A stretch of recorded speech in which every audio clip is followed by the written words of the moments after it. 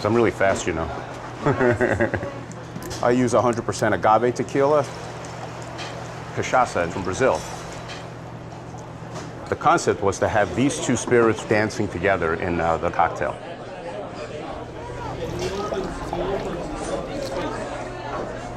The pineapple juice adds the froth on the top of the drink.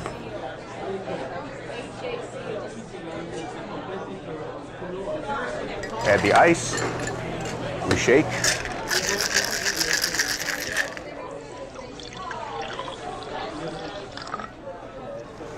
Perfect.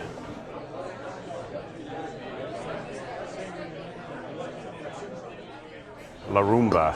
This was the last cocktail on the September 10th mixology class that I taught at the greatest bar on earth at Windows on the World.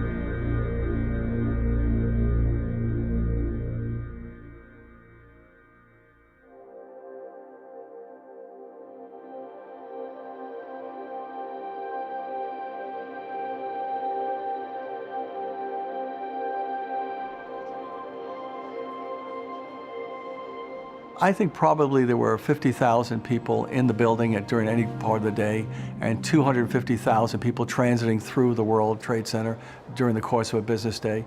And to me, it was like being the mayor of a small town, and maybe not such a small town. If you think of 250,000 people, you know, you're talking about something like Providence, Rhode Island.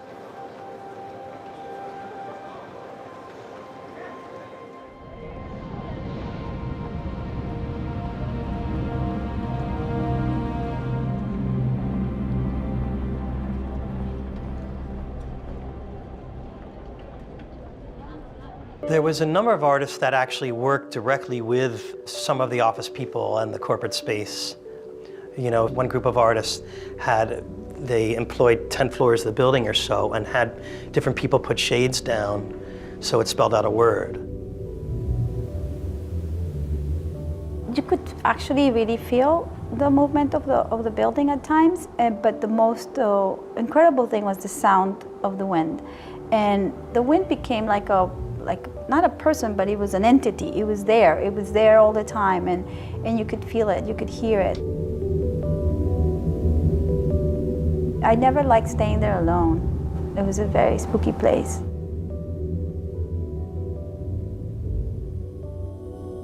I loved it. I thought it was amazing. It was raw, very dry. You could see all the insulation on the beams above. There was all these empty office spaces, and that's just fun to like go through it and see if you could find stuff. My work is not really about commerce, but it's definitely about a bustling city and just endless images and endless lines and shapes and sort of this controlled chaos of the city. So you really felt that there with all the commuters going down to the PATH trains and jam-packed in the elevators.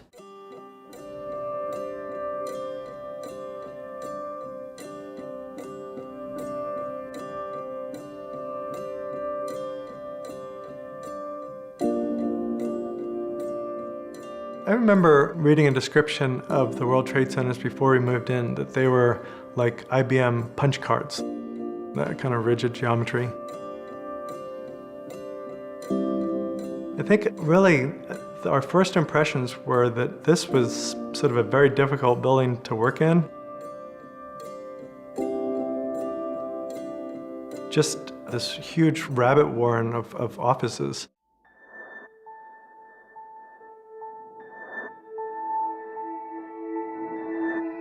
Floors were actually perfect from a real estate point of view. They were each 1 acre with a center core and no columns. So it really allowed people to do whatever they really chose to do with their space.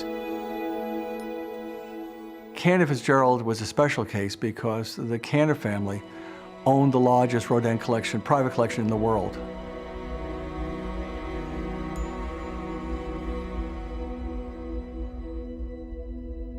When I first went up to the Trade Center, came off the 105th floor, and there was the monumental thinker. I mean, the 12-foot thinker sitting in the lobby, and you're thinking, holy moly, how did they get this here?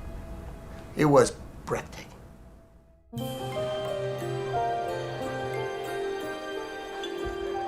Working at Windows on the World, there was nothing or no place that you can work and go up from there, literally and figuratively.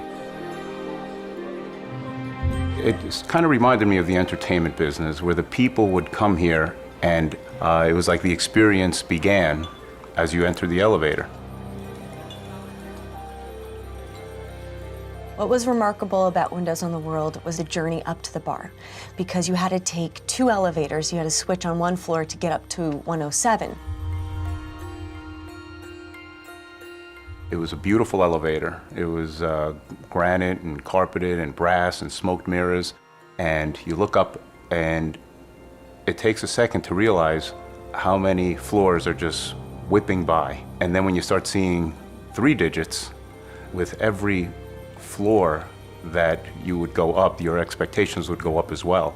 Then when the doors open and you step outside into the, well, not just the hallway, but the promenade, there wasn't just light fixtures, there were light sculptures. There wasn't just carpeting, there was custom-made carpeting using these great patterns of actual street grids of 16 major cities of the world. So you experience all of this with every step. It was very unique. There was nothing else like it in Manhattan, or the world. I was the head bartender. I was striving to have signature cocktails, and the inspiration for those came from the actual views that you can see from the windows. There was the Lady Libertini. Then there was the other view of the 3 bridges crossing over the East River. So I did the 3-bridge brandy punch, and that was meant for sharing. There was a lot of business deals being closed and celebrated. All of this together were elements that combined to create this environment. So it wasn't just one thing. I mean, the entertainment was one aspect of it, but the food and the drinks, the mixology, and this way to approach entertainment. They wanted to create something high-end, and I believe they achieved it.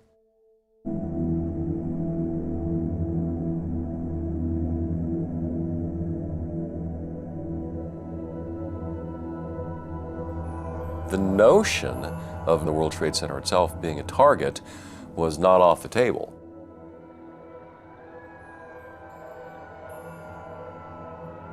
But there had been enough time elapsed, 8 years or so, between the first attack and the one that brought the towers down, that I think, people, they put their guard down.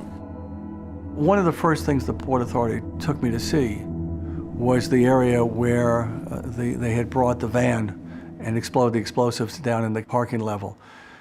And it was very sobering, to see it. And then I was told when they took the blind sheik away in the helicopter after he was arrested, he vowed that they would come back and finish what they started.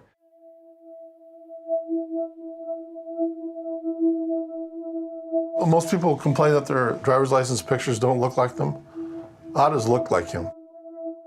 He was an unlikable guy who made a habit of being rude. That's what the picture is. I mean, it's him. I think Otto was misanthropic. I think he hated people. Two individuals had come in to the front window counter and they had placed an order for a medium thin crust veggie lovers pizza. I treated them like any other customer, utmost respect, greeted them, thanked them for their business, and sent them on their way as efficiently as possible.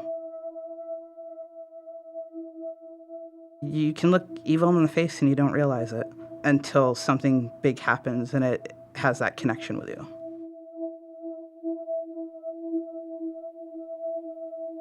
It sucks.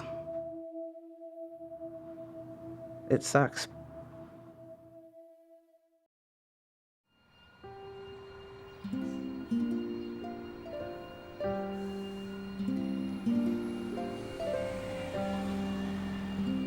It was a rededication of a firehouse that had been there almost 100 years. So many of the firehouses in New York City were in disrepair. We did not have the resources to tear them all down or remodel all of them. I had been fire commissioner since 1996, so in 2001, it was almost 6 years. It was nearing the end of Giuliani's term. He's got him done. He's going to hand it to you. Well, I'll give the cameras time and we'll do a countdown of 3, 2, 1 when everybody's in position. Cameras all ready?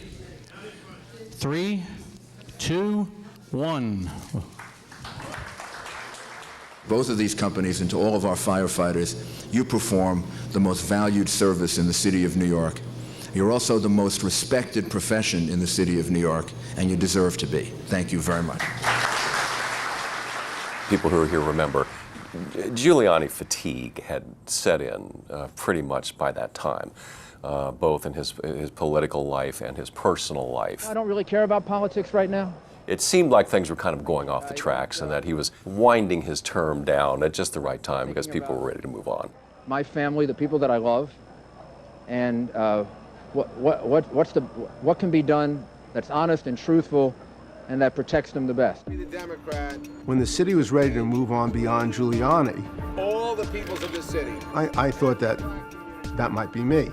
You know, often in history, a successor is different than the person leaving office. Please vote on Tuesday. I need your help. And so there was a certain historical logic that I was in a position to succeed Giuliani, and his too often racially divisive approach had created a certain anger and weariness. So his poll ratings were like Nixon's. There was a lot of momentum. The campaign was optimistic, and you could sort of feel that at the events. You know, every party, every parade, every meet and greet on the street, it just got more and more exciting, and it seemed to grow exponentially.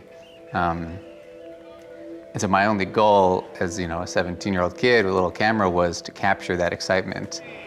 Come out and vote. I think the eeriest aspect is that we say September 11th with glee. It was something we were looking forward to. For months, we were like, can't wait till September 11th. We're taking it back with Adam Clayton Powell. We're shaking it up. September 11th. I want to be the Democrat who is a bridge. You could use the Twin Towers as a metaphor back then. You could use Ground Zero as a metaphor. Ground zero of Democrat USA, west side of the Looking back on it now, it's sort of shocking to hear, but they were just things he said. We come to this house this morning to celebrate renewal. The FDNY had several chaplains. Father George was one of them, and he was probably the hardest working chaplain that we had. Someone who became very close to our members because he would always be there when something happened. Good things, bad things, horrible things. You do what God has called you to do. You show up, you put one foot in front of another, you get on the rig, and you go out, you do the job, which is a mystery and a surprise. You have no idea when you get on that rig No matter how big the call, no matter how small, you have no idea what God's calling you to. I never remember him saying before, when you get on the rig, the fire truck, that you never know whether you're going to come home or not. And we all know that, but to hear him say it, you know, it resonated. A difficult, difficult job, and God calls you to it, and then he gives you a love for it, so that a difficult job will be well done. The sacrifices that you make in giving so much to strangers, those are all words that became so meaningful to all of us. Turn to him each day, put your faith and your trust and your hope and your life in his hands, and he'll take care of you, and you'll have a good life. Be proud and be grateful for all that you have, because when you get on that rig, you never know if you're going to come back. Amen.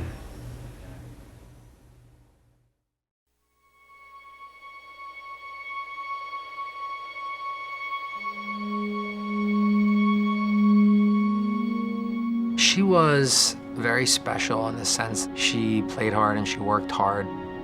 She, you know, ended up at the top of Tower 1 just by sheer will and never giving up.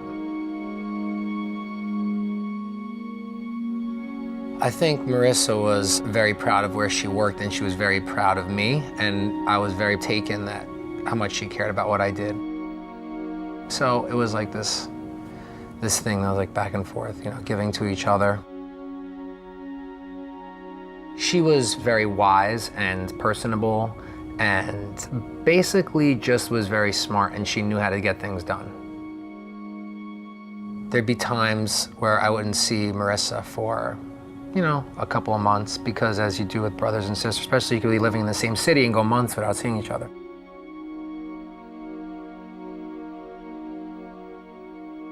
September 10th was my mom's birthday. Marissa called me and said, "What do you want to do for Mom's birthday?" And I said, "Well, whatever you want to do. I'm here, I'm in the city, so just tell me and I'll meet you there."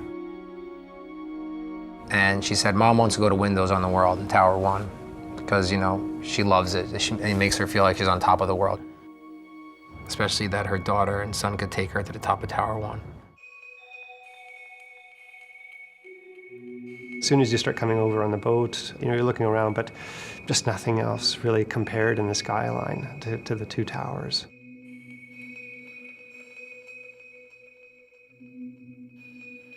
Coming from a bit of a prairie town in Canada, you can't help but go, wow.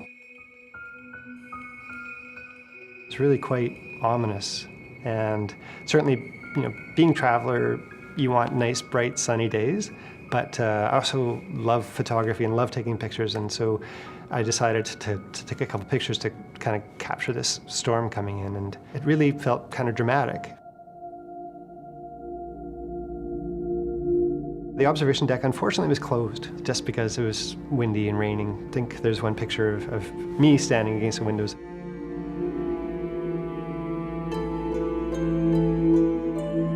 It's just something I'll carry with me for the rest of my life.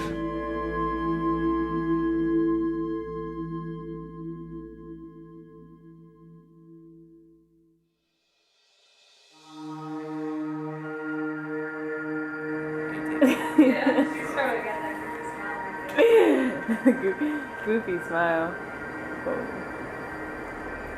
Oh man, the subway. No, the train right after it. All right. I was in the least crowded train ride ever, and I had to stand for an hour and a half.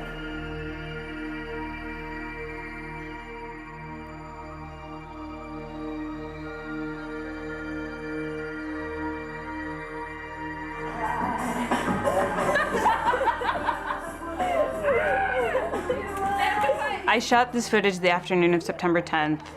I was starting my second week of classes at NYU, and so it was one of those situations where we were all just kind of had random schedules where we could just meet up at any point of the day, and so we kind of always left our door open, and our friends who lived in our dorm would just pop in and out and sit around and chit-chat. Why? Back in time where the most important thing to me was convincing my friend that I had a cool life and that I had fun friends, and making fun of myself for having peanut butter and ramen in my cupboard, and and that's it. So it's just, there's no stress connected to it. There is no, nothing bad was happening. September 11th happened, and all of a sudden none of that really mattered to me. I would never kind of look at my life again the same way.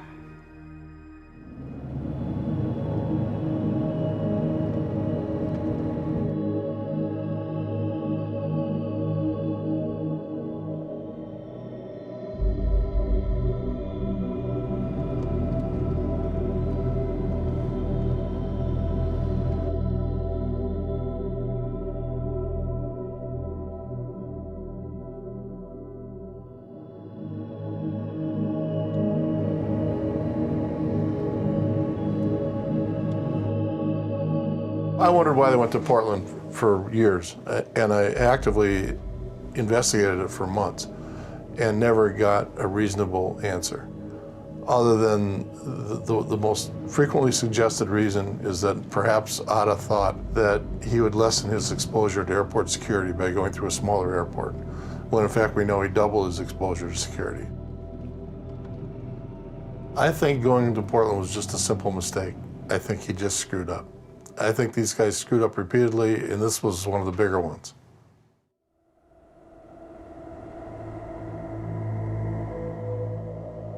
So I checked him in like I normally would, and the name on the driver's license was Muhammad Atta.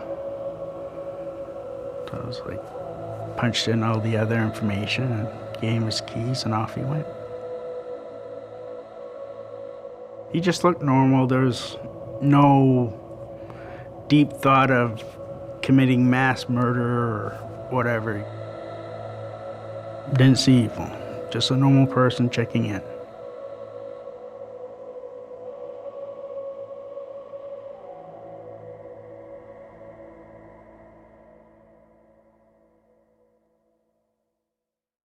But all in all, I think we're going to have a real mixed bag of a day. Starting out with clouds, maybe peaks of sunshine, and then we're going to really cloud up later on in the afternoon. Well, September 10th started out with a lot of rain. I had my Spirits in the Skybox seminar that evening, so I found the biggest umbrella that I could, got to the car, turned the key, nothing. Would not start. Turned it again, not even a click.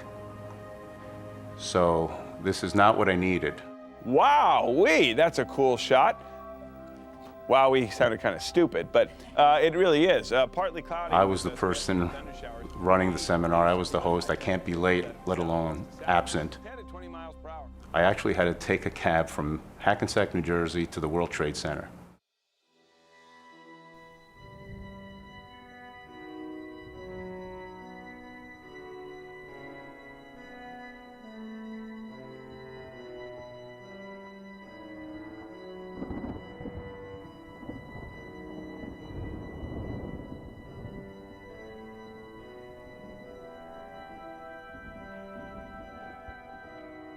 It was a gray, humid, heavy day. But we went with full expectation of doing our work. And we did begin doing our duet. But sort of mocking, because it was about space and sound and clarity for the stagehands when we came in or where we went off or any of those things.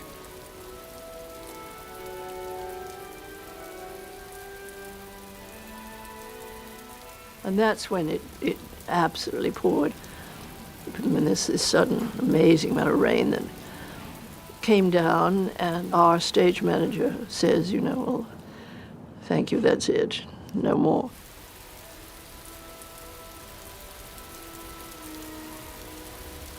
Then I seem to recall the rain was sort of steady, unremitting, remorseless. It was just incredible. On September 10th, I arrived around noon, went upstairs, there was no one there, started working. but I believe Monica was there. She had the cameras out the window, so she was there. In my work, I try to use elements in the landscape that are recognizable by other people, so there's already a language there that is defined. What am I looking at? Well, why is it moving like that? And so on and so forth. So I don't know why I thought, wouldn't it be great to have a studio at the World Trade Center where I can be above everything and have all these clouds?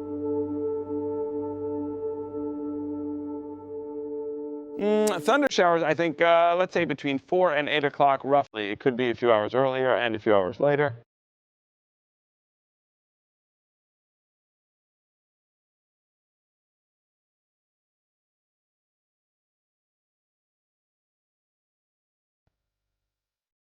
It lasted for several hours and I was getting this amazing footage. I had always been scared of thunderstorm, like really terrible thunderstorms. And I would be like underneath a chair and screaming. But that day something really happened. I just felt like I was protected.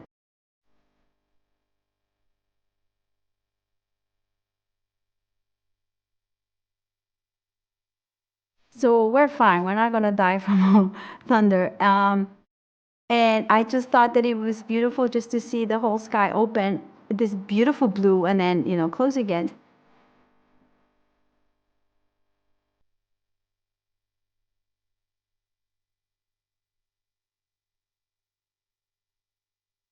We found that we were surrounded by this thunder and lightning storm. So I went right up to the window, and you're an inch away from the outside. We were inside the thunderstorm. There was lightning around us, and all these different colors of the clouds. When the lightning would, you'd get this these glows, and you'd see the colors, and it was it's beautiful. It was really exciting. You were sort of in this maelstrom, but you were surrounded by silence at the same time.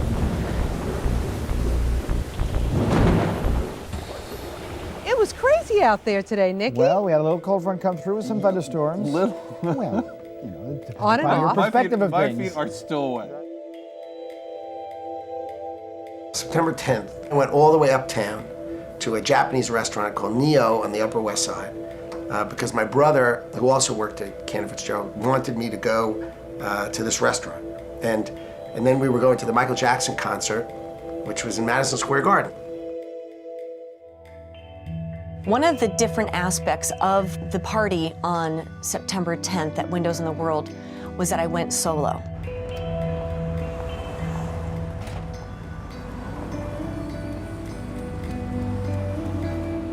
And that night in particular, which was rare, I was singing by myself. It's remarkable that everything changed a few hours later. But that night and that day was a very normal day.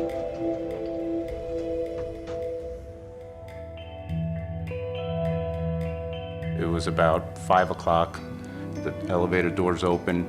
The greeters were there, already working. I started walking towards my room that was being prepared for the seminar. A lot of people don't realize it wasn't just one restaurant. On the way to the Windows on the World restaurant, if you would stop and look to your right, there'd be a smaller dining area, and that was called Cellar in the Sky. The wine cellar had over 60,000 bottles. The wine menu always had at least 700 bottles. So we had a wine book, not just a wine menu. So I remember the elevator opens and there's all this amazing wine in this glass case, and you're like, whoa, this is gonna be good. The person that was gonna seat us was not happy that I was wearing corduroys. I said, what's the big deal? And I mean, I was dressed nice, it's just that I was wearing black corduroys. And he's like, no, it's a dress code. And my sister said, no, this is not gonna happen. So she took him aside and had a few words with him and made sure that that wasn't gonna be an issue. And we walked in. She never told me what she said to him, though, so. But that's the kind of person she was.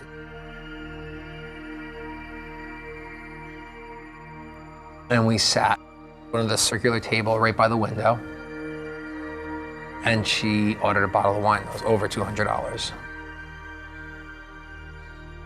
And I tasted it, and it was the best wine I ever tasted. It was amazing. So I said, great, okay, we're gonna have this bottle, and then she'll probably go down to like some regular priced wines. No, she wanted another bottle of the same one. And I was like, are you crazy? You know, this is so expensive. The bill's gonna be so high. She's like, no, you know, she's like, tonight we're, you know, don't worry about it.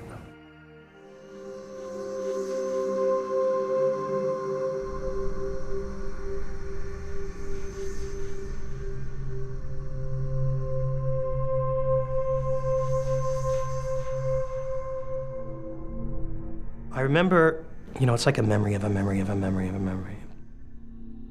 Sometime after 5 or 6, Michael showed up, said hi to him. He started working, so we were both working simultaneously.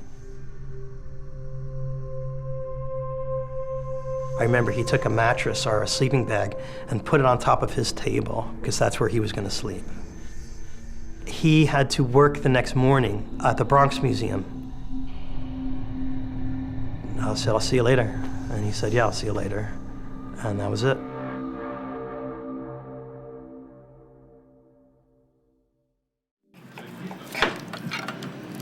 So how do you feel? I think I'm getting a little tense. I don't know how to feel. This is a spoon. And September 10th. We were having our little chicken dinner at home. No one thinks you're going to get 40, and you're definitely not going to run against Tennessee. Sort of going over what had happened so far. Exactly what we wanted to do. You never got off message. I remember the night of September 10th. I felt reasonably confident I would be the nominee and the next mayor. You never know.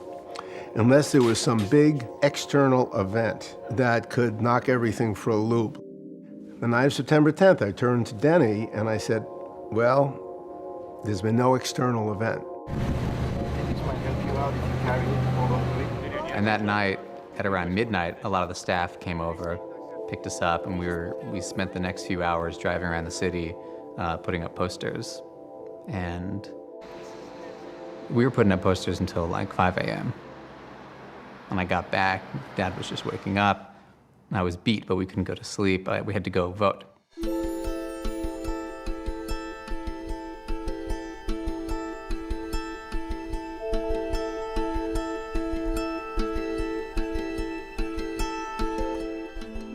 The green apple martini. The first ingredient will be 1.5 ounces of vodka. Now, if you want to make a really good sour apple martini, it's always great to include fresh juices. So I'm going to add 1/2 ounce of fresh squeezed lemon juice. Now we add the ice.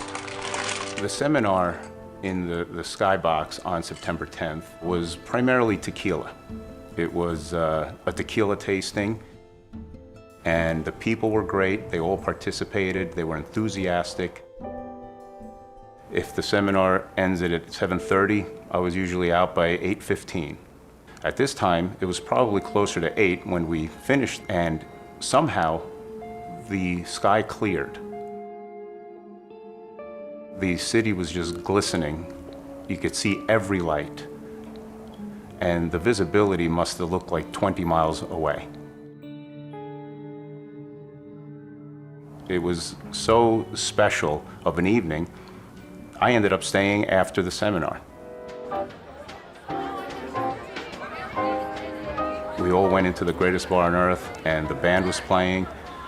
I ended up ordering champagne for everyone. I sat down and ate and enjoyed myself with everyone that attended the seminar. They're coming up to floor 107 to get an experience, so you better be ready for some fun. And I'd always play music as a DJ that would really draw them in and make them dance.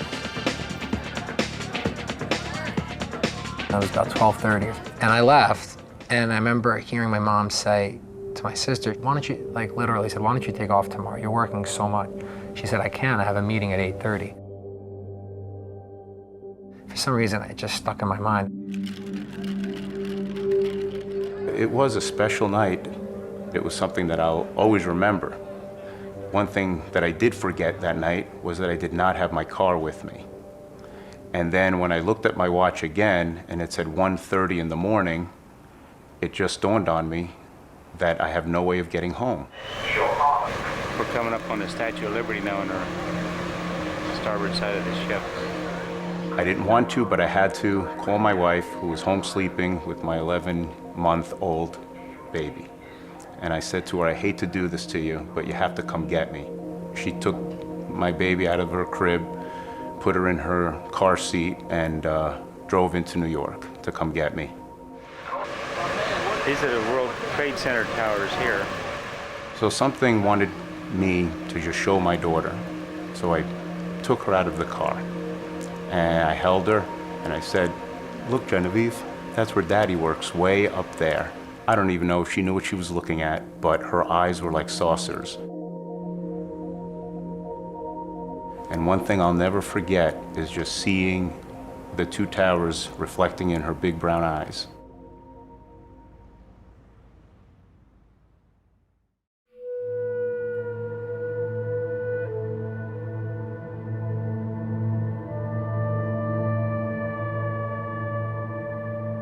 You run across evil people throughout your whole life, and you don't know they're evil until something happens. Tuesday, September 11th was like any other morning. I was working the front desk as a night auditor and was checking people out.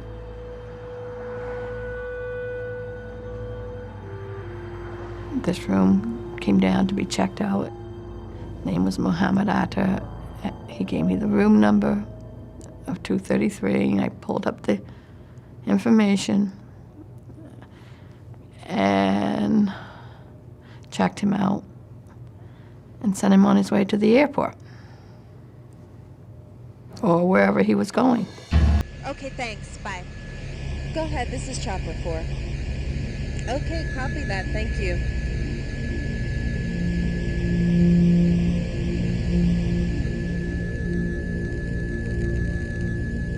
Okay.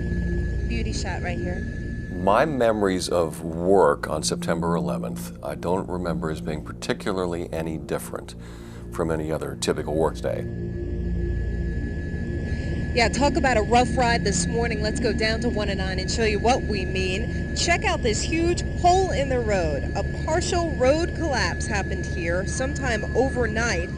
It's almost like you're looking at our faces, the reporters' faces, and it's almost like you're seeing faces that in a way would never be that way again.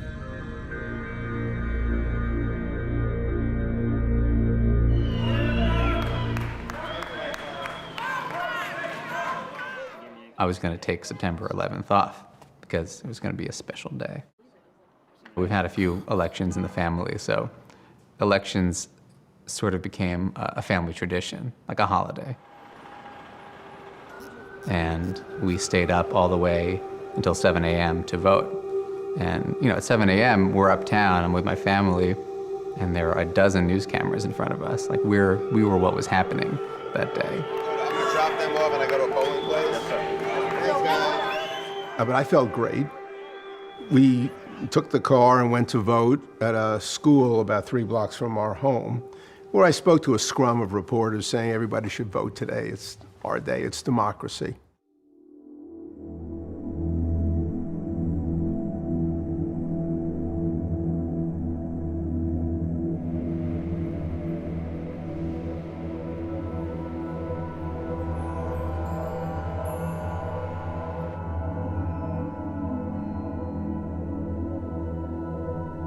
When they came from Portland to Boston and found out that they were going to have to check in again, Atta became worried about his luggage and whether it would make the flight or not. What we don't understand about these guys is that they were not exceptional individuals. People screw up everything. And these guys are no different. They screw stuff up. You know, they expose themselves to security they shouldn't. They almost miss flights. But they didn't need to be perfect to do this. All they had to do was be better than the security that they defeated. Well, the morning of 9/11 seemed to be a pretty normal morning We started off, we did our first flight. In the morning, they have flights that are called kickoff flights. And we worked our first trip, and then there was an off schedule, a flight canceled or a crew got tied up somewhere, so that's when we got assigned to Flight 11. At the time, we were on a very, very company-imposed on-time departure kick.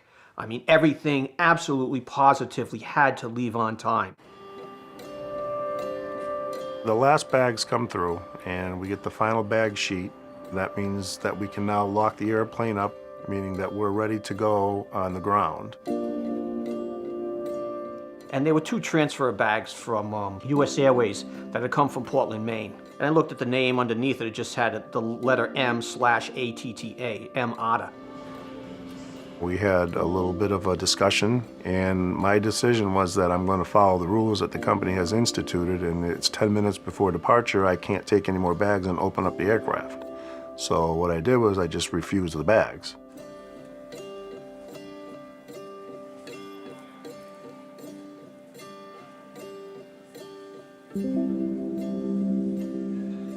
Well, after the jet bridge pulls off, now the aircraft is ready to be dispatched, which is being pushed off into a taxiway. And the guy on the headset said, basically you're all set.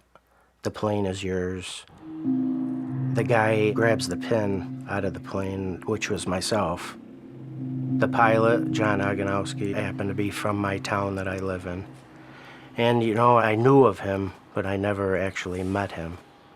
I can clearly remember him waving his hand and waving me off after I saluted him.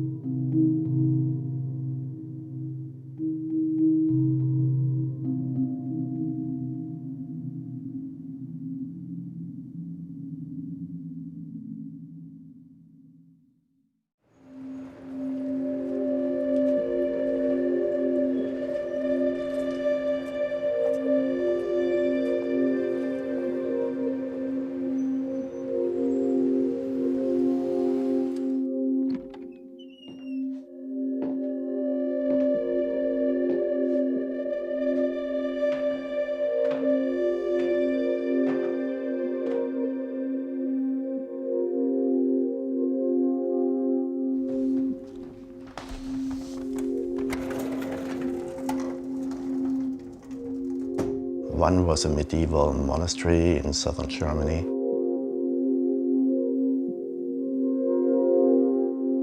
Another one was the TV tower in Berlin, which is also very iconic, similar to the Empire State Building.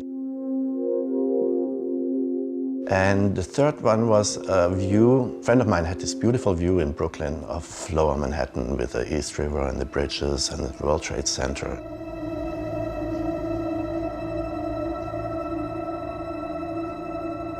So we had to use 2 cameras to get the panorama.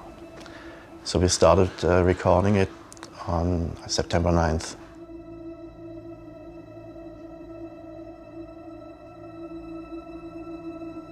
You could call it a time lapse, but I kept it in real time. So it becomes this strange hybrid between a still image, because you have like 5 seconds time to scan it and take it in, and then it changes. It makes for a different experience. And then, of course, September 11th happened, the whole skyline changed.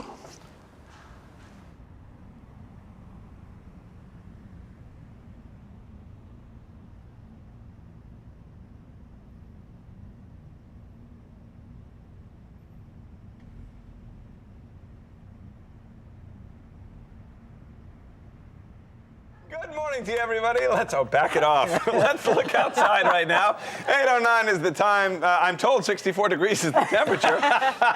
And as I was walking to get coffee, someone else said it's nice outside.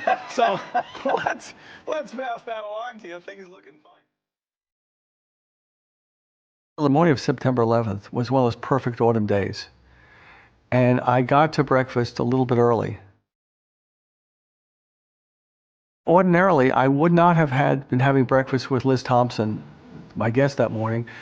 She was involved with the art program. And so, at about 8:15, Liz arrived. And as I was talking to her, I realized that my mind was starting to wander.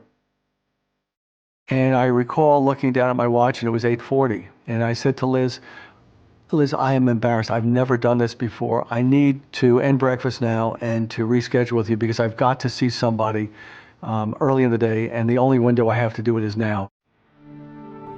We then went down to the Sky Lobby, which was on 78. And ordinarily I would have said goodbye to there and then proceeded back up to my office on 88. But I was so self-conscious about cutting our breakfast short. I said to Liz, why don't we just go down to the lobby and let me say goodbye to you formally in the lobby.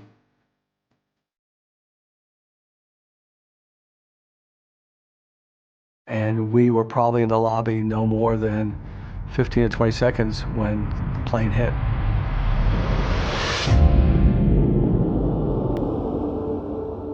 And I found out later that we were on the last elevator to leave Windows on the World and come down to the lobby.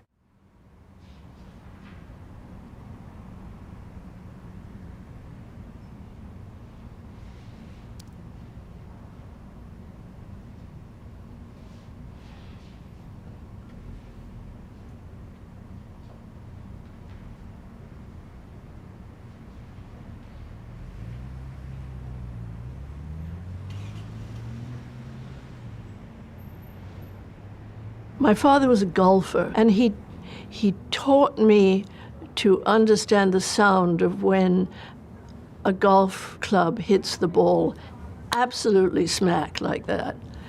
And I knew that sound very well. And as I was standing at the window in the studio, I heard that sound. That something has hit its mark absolutely bang on.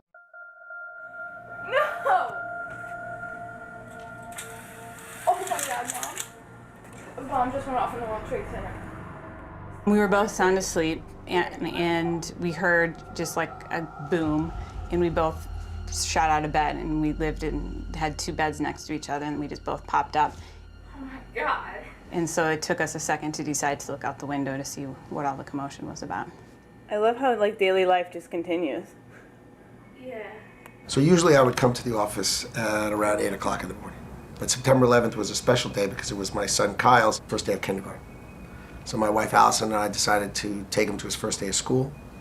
So we took a picture right outside the building. It's about 8:46 in the morning because there's a timestamp on the photograph. And then my phone started ringing. That's such an arbitrary Florida bomb. Maybe it was just like a mistake, maybe it was just something that blew up. I heard screaming and static and something about the World Trade Center, and I was still sleeping. And I woke up and I said, I have to be dreaming because did he just say the World Trade Center? A plane hit the World Trade? I was just there, I was just literally left there and went to sleep. And now I'm waking up and they're saying a plane hit the World Trade Center.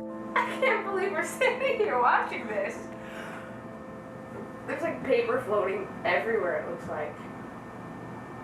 Yeah, but Caroline's right, it's such like an art. So I pop up and I go to the TV and I see, boom, the second plane hits. And then we knew. Oh my God! What do we do? I don't know! After I was told that a plane had hit the building, I didn't know what that meant. So I just ran down, I got in my car, and I have a retired police officer as my driver. So we went right to Fifth Avenue and went straight down Fifth Avenue. So as you get downtown, you could see the World Trade Center. And obviously, as soon as I could see it, I could see billowing smoke pouring out of the building which had the antenna on it, which of course was our floors. And I said, let's just get there, let's just get there. And my driver started crying. Those people at the top are just doomed. I knew it. Knowing how hard the journey was to get up from the lobby of World Trade Center #1 all the way up to floor 107, knowing how long that took, knowing that there really was no way out. I mean, there are stairs, but you're gonna, take stairs 107 floors down when a plane hits. It's just pandemonium on the streets. What would make them think that they could drive? And I just remember thinking, if I could just turn a corner and just see her sitting on a curb or something, I would just hug her and like never let her go. And it's just, that was the one time I really knew how important it was to always make sure that people that are around you know that you love them. Oh my God. So I started running, and if I had run to the left, I'd run into it and die. So for no reason, I just run to the right. And as I'm running, I look over my shoulder, and there's a tornado of black smoke chasing me. And then I dive under a car, and the black smoke engulfs me. Oh my God. Look at that. Look at that. People running. By the time I had gotten to work, I walked in the door, I looked down the hall. Here comes my news director, a veteran, a very tough cookie of a newswoman who'd seen it all.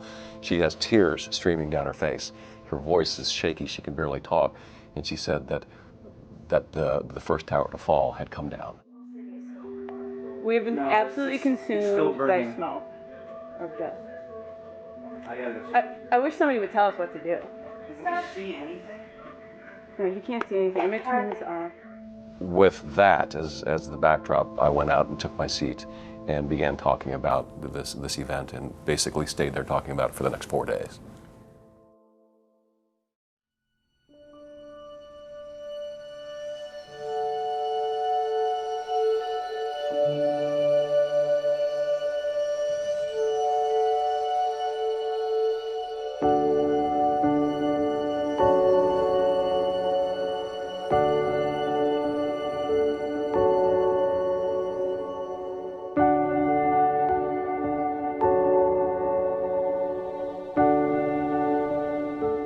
I saw Father Judge in the early stages of the tragedy. I don't remember exactly when. I think it was probably after the second plane hit. I looked over and I saw him, and it looked like he was mumbling or speaking to himself. I realized he was praying, and I thought he was probably saying the rosary because he had his hands together. And he was watching the firefighters running up the stairs.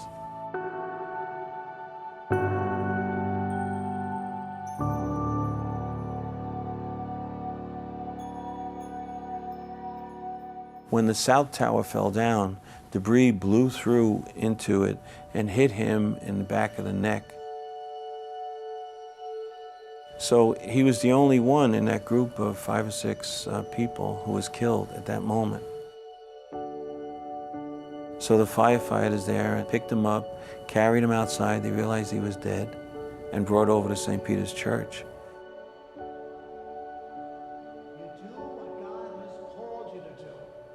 You show up, you put one foot in front of another, you get on the rig, and you go out, you do the job, which is a mystery and a surprise. You have no idea when you get on that rig, no matter how big the call, no matter how small, you have no idea what God's calling you to. It was such a blow to think that could be, that Father Judge was gone. It was the beginning of something that just got worse and worse and worse.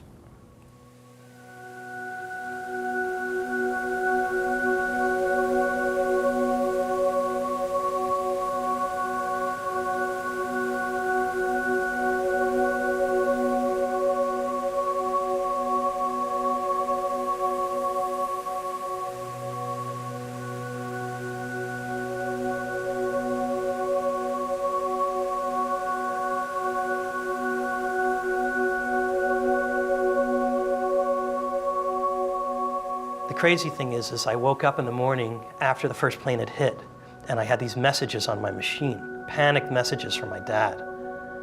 You know, Jeffrey, something's happening at the World Trade Center. Where are you? Are you there?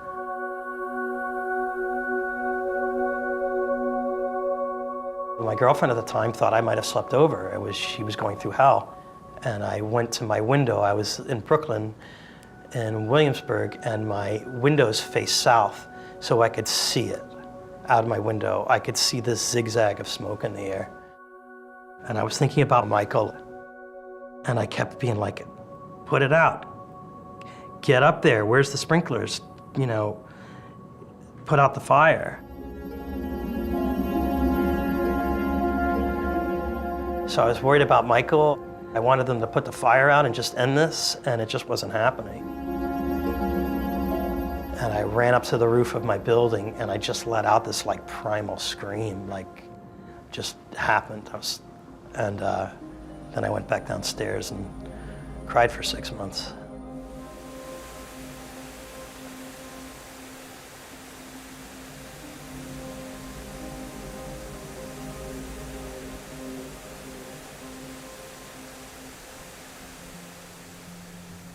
I want to show the difference between our cupboards. All right, I'll turn this bad boy off. I went from the biggest deal in my life was being embarrassed that I only had peanut butter in my cupboard to not having a place to live. Being worried that there was going to be another terrorist attack that night. You know, worried, did any of my classmates that had internships die? Like, that's really what I was concerned about, just, you know, in the blink of an eye.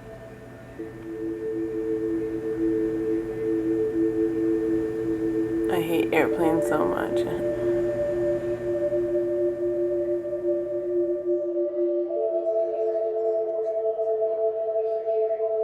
People use the expression that week that sounds callous, but they're saying, wow, that was just like, it looked like a scene from a movie. That sounds so shallow, but on the other hand, it's only the movies that you expect to see things like planes flying into high-rises and then, you know, Godzilla knocking over buildings.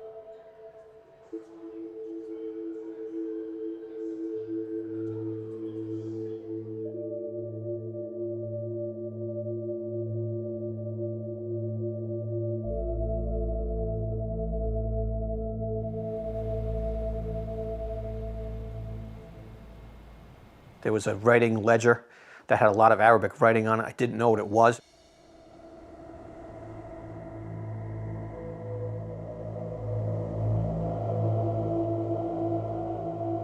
There was a buck knife.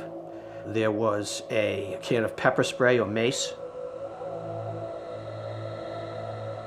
Then we opened up the green bag. It's something I'll never forget. Inside that was some of the most perfectly immaculate pressed clothes that I'll ever see. A shirt with a tie perfectly on the neck like that. It was absolutely immaculate. So why would Ott have all that stuff in his luggage on the day that he's going to commit mass murder? It was a way of destroying the evidence that he was involved. All the stuff, the valuable documents of his life were all gathered in one place, and they were going to burn along with him.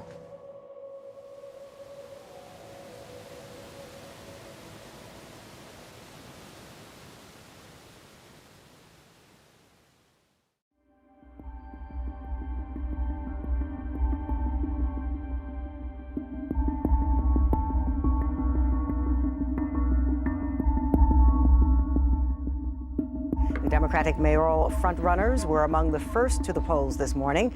Mark Green voted on the Upper East Side.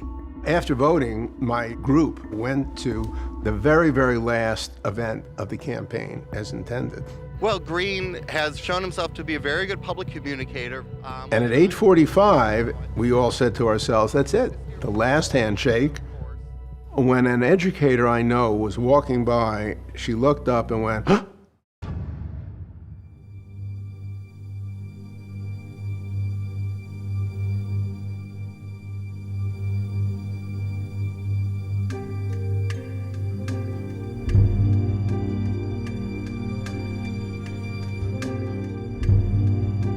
They're not kidding when they sing "It Isn't Easy Being Green." I rarely speak about what 9/11 did to my family and me. It sounds so small. Tens of thousands were grieving because they knew those who died. Millions became less secure in their own lives. I wish we had a better result for you to cheer. The reality, though, is 5 to 6 people have come up to me and said, I was so excited to vote for you that I didn't go to work on time, but I went to the polling place to make sure I voted early. And so I wasn't on the 85th floor of the World Trade Center when the plane hit. So someone would call, a widow would call me up on the phone and say, how are you? And I'd say, I suck. How are you? And they'd laugh. And I'd say, see, 23 hours, 59 minutes, and 45 seconds stunk today. But those 15 seconds you laughed, so it's a rally. I gotta admit, there was an absolute sense of uselessness. It had nothing to do or to help, because there was no way to make a dent.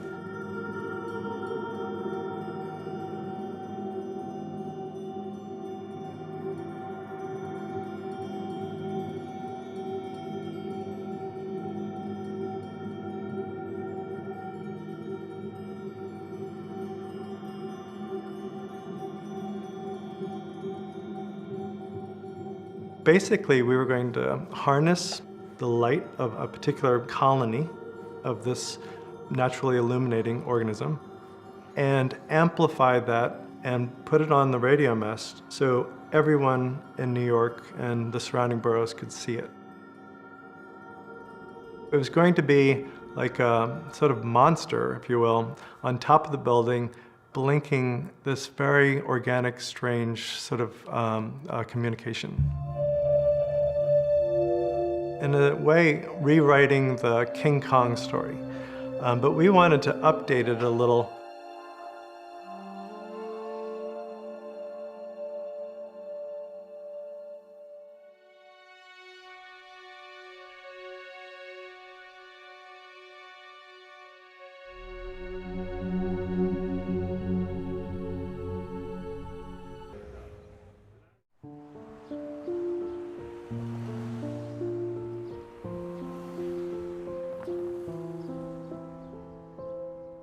Okay, the first step to make the La Rumba cocktail is you have to prepare the glass, and any cocktail glass like this would be fine. You want to start to a year after moisten the rim September of the 11th, glass. we were approaching the 1-year anniversary, and my wife was expecting our second baby, my son, and his due date was September 11th, 2002. Now I'm dipping the glass in coconut sugar. You can also use sugar in the raw or a demerara. Okay, the next So ingredient. we did not want his birthday to be September 11th, so we actually went in early and we had my wife induced. So he was born on September 9th, 2002, and we brought him home on September 11th.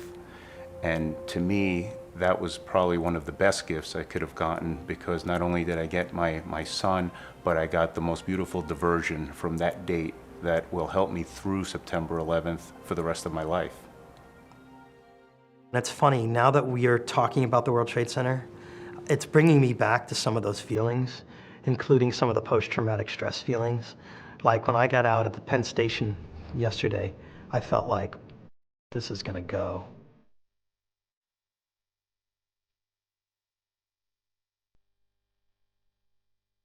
You know, how precious it is and how fragile it is and how it can happen to you.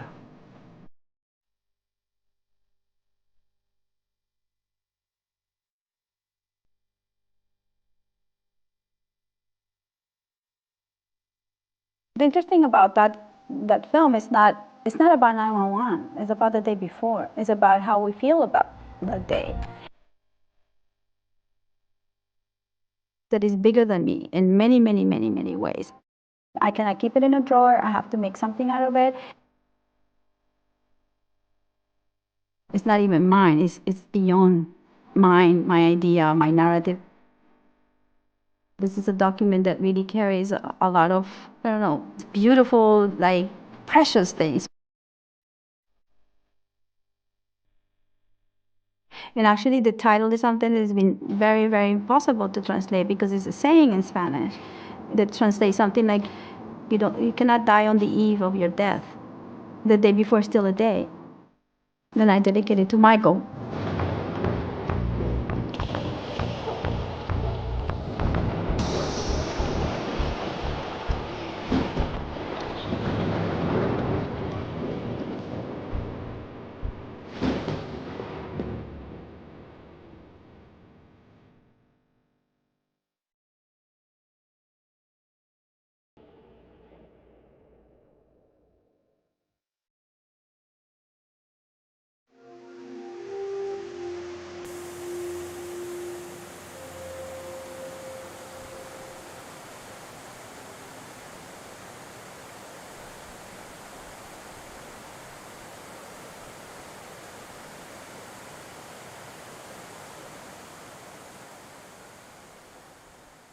Just last week, someone showed me an interview that I gave in November of 2001, when the media was still questioning the promises we made. We had offered 25% of our profits for the next 5 years, and suggesting 25% of nothing was nothing. And I said in November that I am happy to be judged. And so Cantor Fitzgerald has really lived up to each and everything that we've said. And we did that because it was the most important thing in not only in my life, but each and every person at Cantor Fitzgerald. It was the most important thing in their life, to take care of our friends' families.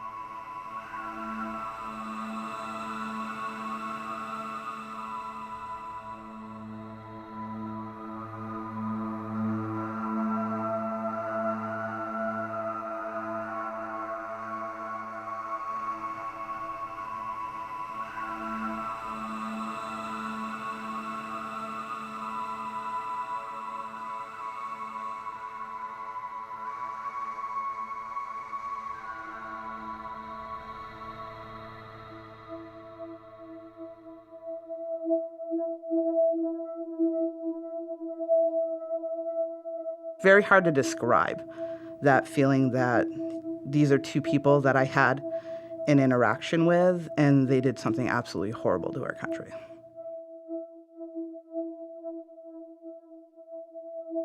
Did I miss something about these guys?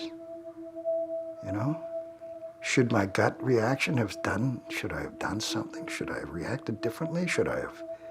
What could I have done?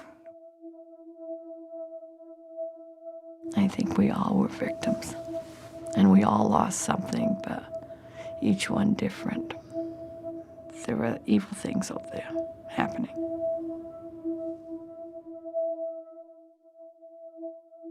The FBI thought it was an inside job to begin with. And, you know, I was mercilessly grilled on 3 different occasions. I thought it was very violating. You know, it was, and of course, it made me just feel very uneasy, very creepy. I don't hallucinate anymore, and I don't see Muhammad Atta driving by in the car looking at me, you know, which is what I was going through for a while, you know. I mean, I've told this story to many people, many of my customers, my friends, but I think it's therapeutic to talk about it when people know the experience that you've been through. Because it's an ongoing experience, it doesn't go away.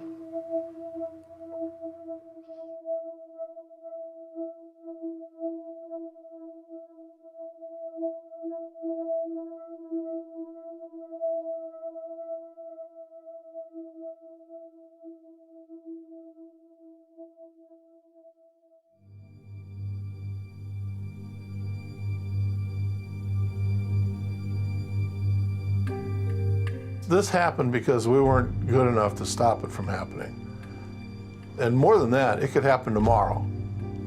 I don't think there's a substantial difference in security now than there was then. I mean, it's probably maybe harder to get enough hijackers into the country to do it. But, you know, I'm not sure of that even. I was 3 blocks away at the Boston Marathon. When you heard those blasts, everybody stopped. Everything went silent. There was thousands of runners right after the fact. Everything went silent and everybody looked in the direction. And it was silent for a few seconds and then everyone just started buzzing. We didn't know what it was.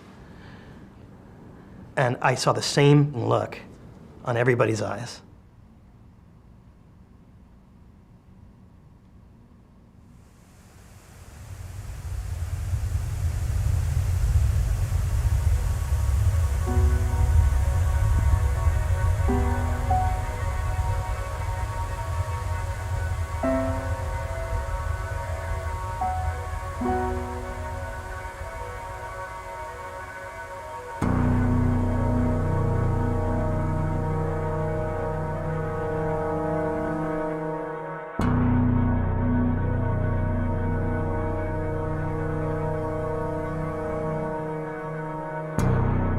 What's so important about September 10th, 2001, it's really critical to reset us back to that date.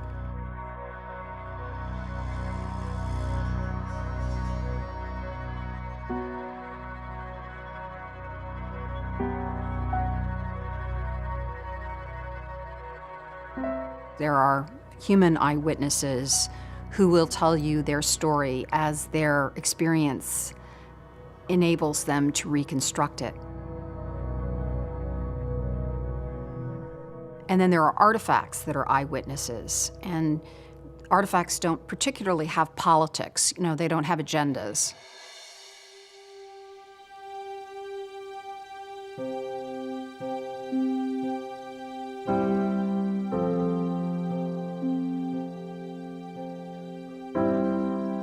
The police delivered her bag to the door, and it was charred. It was covered in dust and soot. But the inside was in perfect condition, and her wallet was in there. But my mom didn't open it. She left it in there. So then about 6 months later, after that, the museum called and said, we know that they found this bag, and would you be interested in letting us use it at the museum? So they were very, very nice. They sent a car for us, and we brought the bag. So we opened it together, and inside the pocketbook was her wallet and the bill from the night before, from 9/10.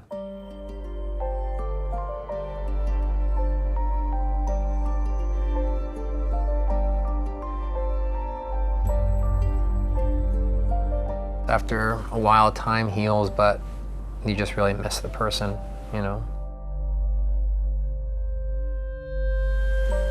That one night I remember saying, when I woke up from the first night of trying to sleep after the day after 9/11, I said, well, now I know what the worst day of my life feels like, because that was the worst. Seeing my mom like that, seeing the world like that, seeing, you know, just everything.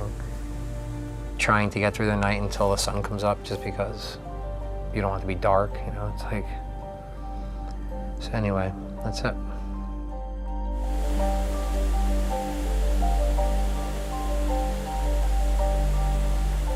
Right up until 9/10, news people everywhere, certainly in New York, would always have discussions about what was the biggest story you ever covered.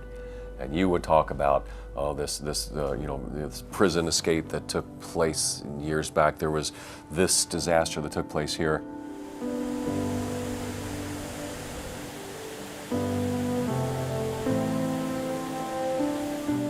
After 9/10 and 9/11 had happened, that discussion is no longer held. Nobody talks anymore about what the biggest story they've ever covered is, because we all know the answer now. Hope it stays the answer.